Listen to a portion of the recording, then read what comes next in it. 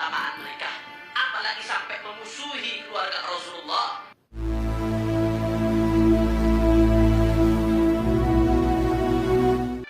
Kepada mereka yang membenci keluarga Nabi Muhammad, yang membenci darah dagingnya baginda Nabi besar Muhammad, hati-hati. Nabi Muhammad sudah berpesan, haula itrati, mereka adalah cucuku, mereka darah dagingku, mereka keluargaku, kata Nabi. Khuliqu min tinati, mereka diciptakan dari tanah di mana aku diciptakan, kata Rasulullah. Ruziku fahmi wa ilmi, mereka mendapatkan pemahamanku, mereka mendapatkan ilmuku. Fawailun lil mukadzibina bi fadlihim, Nabi katakan celaka, celaka. Siapa yang celaka ya Rasulullah? Celaka kepada mereka yang mengingkari keutamaan mereka, apalagi sampai memusuhi keluarga Rasulullah, apalagi sampai menumpahkan darah keluarga Rasulullah. Ma'anzalallah alaihim syafaati, ketika Rasulullah umbar syafaatnya diobral untuk umatnya, yang benci keluarga Rasulullah jangan harap dapat syafaatnya baginda Nabi besar Muhammad. Assalamualaikum warahmatullahi wabarakatuh. Selamat datang, selamat berjumpa kembali di channel Islam Nusantara, channel yang selalu setia dan standby di ujung selatan Pulau Jawa. Kalau mendengar ceramah dari Hanif Al-Atos di depan tadi, siapa sebenarnya yang dimaksud orang yang benci dengan Nabi? Siapa yang dimaksud orang yang benci dengan dzurriyyah Nabi? Sebenarnya masalah cinta dan benci itu adalah soal pribadi, jadi orang lain tak berhak untuk menilai. Karena yang akan menilai adalah orang yang dicintai itu, dan tentunya Allah sendiri yang maha tahu. Namun kalau konteks ceramah itu ditujukan kepada orang-orang yang meragukan nasab habaib di Indonesia, ya itu tidak tepat. Orang yang meragukan nasab Ba'alawi tersambung kepada Kanjeng Nabi atau tidak, itu tidak bisa dikategorikan sebagai orang yang benci dengan Nabi atau benci dengan dzurriyyah Kanjeng Nabi. Dan apa yang dilakukan oleh Kyai Imaduddin Utsman dari Banten, ini merupakan kajian ilmiah, sebuah penelitian yang justru sebagai wujud kecintaan kepada Kanjeng Nabi dan kepada para dzurriyyah Kanjeng Nabi. Dan perlu diketahui juga bahwa Kyai Imaduddin itu juga termasuk dzurriyyah Kanjeng Nabi. Jadi tak masuk akal dong kalau misalkan beliau sebagai dzurriyyah Kanjeng Nabi malah difitnah sebagai pembenci Nabi. Namun yang menjadi masalah di sini adalah nasab Ba'alawi, di mana mereka itu para habaib keturunan Ba'alawi Yaman yang tinggal di Indonesia itu mengklaim sebagai dzurriyyah Nabi.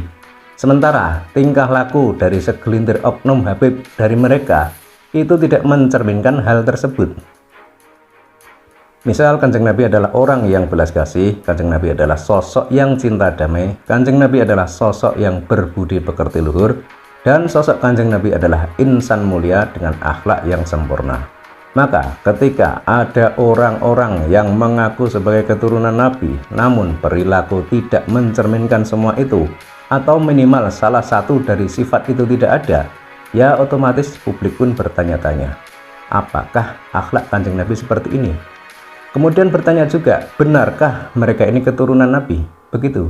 Jadi masalah cinta kepada Kanjeng Nabi dan cinta kepada dzurriyyah Kanjeng Nabi, nampaknya orang-orang yang meragukan nasab Ba'alawi itu malah tidak perlu dipertanyakan lagi, tidak perlu diragukan lagi. Dan justru disitulah mereka mau mencari kebenaran ini, disitulah mereka menguji pengakuan itu. Dan sebagaimana kita ketahui, dzurriyyah Kanjeng Nabi yang ada di Indonesia itu banyak sekali, terutama mereka yang nyambung ke jalur Wali Songo. Kemudian sebagaimana kita ketahui juga, para Wali Songo itu adalah dzurriyyah Kanjeng Nabi. Namun mereka memiliki catatan nasab tersendiri yang tidak sama dengan pencatatan nasab Ba'alawi. Jadi misal di catatan nasab Ba'alawi, yakni Robitoh Alawiyah, nama-nama dzurriyyah Wali Songo itu tidak ada, ya memang pencatatannya tidak di Robitoh Alawiyah. Sebab Robitoh Alawiyah itu memang khusus mencatat nasab Ba'alawi. Sementara yang mengurus pencatatan dzurriyyah Wali Songo itu ada pencatatan tersendiri, tapi bukan Robitoh Alawiyah.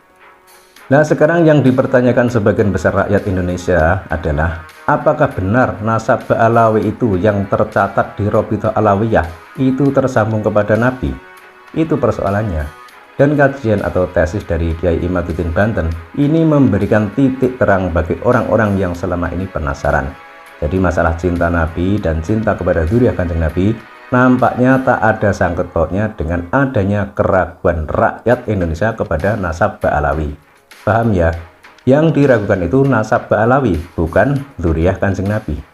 Tapi ya itulah, kadang-kadang sebuah penelitian atau kajian ilmiah malah disalahpahami. Bahkan kadang-kadang malah ada juga yang memelencengkannya. Bahkan tak sedikit yang menuduh atau memfitnah Kiai Imaduddin sebagai pembenci dzurriyyah Nabi. Logikamu di mana, bro?